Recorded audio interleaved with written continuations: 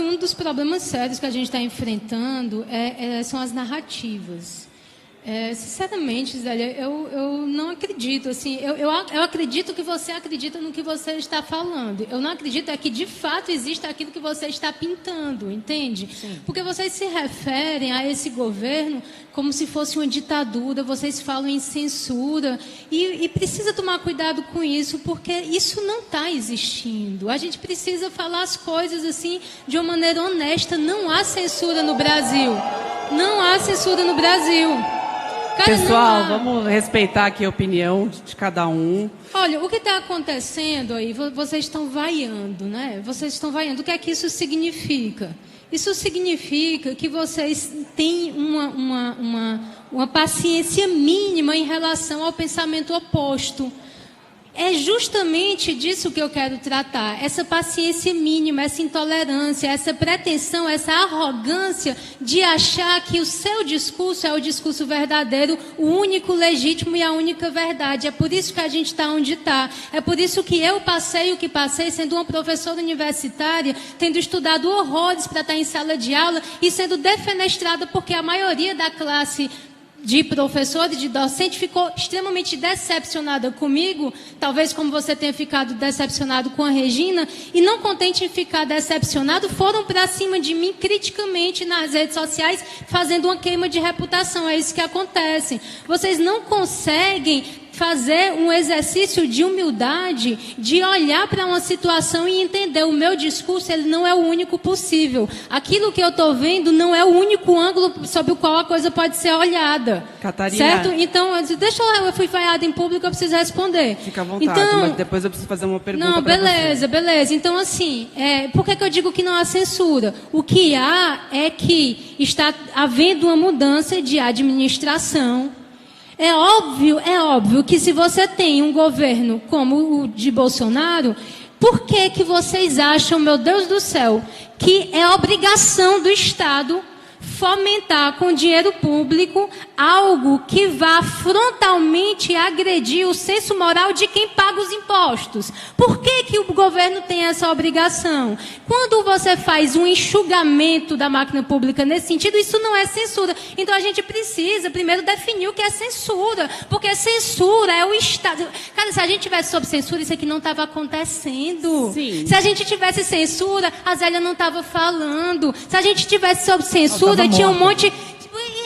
Isso é um fato. Mas... Então, peraí, olha, eu queria agradecer a Folha de São Paulo, porque aqui existe um debate de fato, porque eu e o Josias, nós estamos para um lado, vendo por uma janela, o Ale e a Zélia estão do outro lado, vendo por outra janela, e se vocês continuarem com essa coisa de vaiar, com essa coisa de achar que a gente não tem o direito, que o que a gente está falando é um absurdo, a gente não vai sair do canto. Eu preciso olhar para a Zélia e tentar entender, poxa, mas o que é que ela está vendo, o que é que ela está sentindo, o que é que está decepcionando tanto que eu não estou conseguindo enxergar, porque eu não enxergo que a gente esteja sob uma ditadura.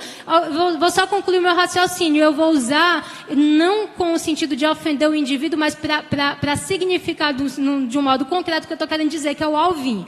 Eu ouvi uma entrevista do Alvin quando ele não era ainda o secretário, num podcast lá, um podcast de direita chamado Senso em Comum. O que é que eu ouvi ali? Eu ouvi um cara que era do meio artístico, um meio hegemonicamente de esquerda, que de repente ele deu a virada no din-din, como muita gente deu, e acordou bolsonarista e descobriu que era de direita, sei lá o quê.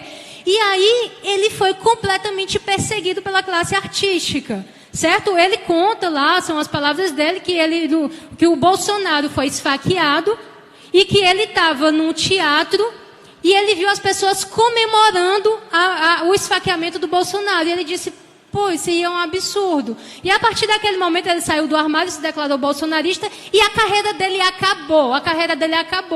Tá certo? Ele não conseguia mais dar aula, ele não conseguia mais ter os alunos dele do teatro, ele não conseguia mais fazer. Por quê? Por causa da hegemonia e da perseguição e desse pensamento hegemônico que quer se impor de uma maneira absurdamente autoritária. Então a esquerda ela tem se comportado de uma maneira autoritária. Qual é o resultado disso? É que liga o Bolsonaro pro Alvin, dizendo, não sei o que, tá, você vai vir pra cá, aí bota o cara lá. Por que que aquele cara ocupou o lugar que ele ocupou? Porque ele foi perseguido pela esquerda. O mérito dele maior, assim, ele tem um mérito lá na arte dele, mas ele estava lá porque ele foi perseguido pela esquerda. Ele acaba a entrevista significativamente dizendo uma coisa assim, aí o Bolsonaro me ligou e eu disse a ele que agora nós vamos fazer uma coisa grandiosa, bela, gigante, moral. Cara, isso aí é loucura, isso é patético, mas por que que a gente está nesse nível de absurdo? Porque efetivamente a esquerda perseguiu, efetivamente a esquerda cuspiu, efetivamente a esquerda defenestrou, a gente viveu isso. Então, se a esquerda não se reinventar, se a esquerda não fizer uma meia-culpa, se a esquerda não assumir isso, se vocês continuarem vaiando quem estiver simplesmente oferecendo um pensamento mais nuançado, a gente não vai sair do canto. A gente está aqui no espaço de diálogo, a gente está aqui no espaço democrático, e a democracia precisa avançar assim, na conversa, no respeito.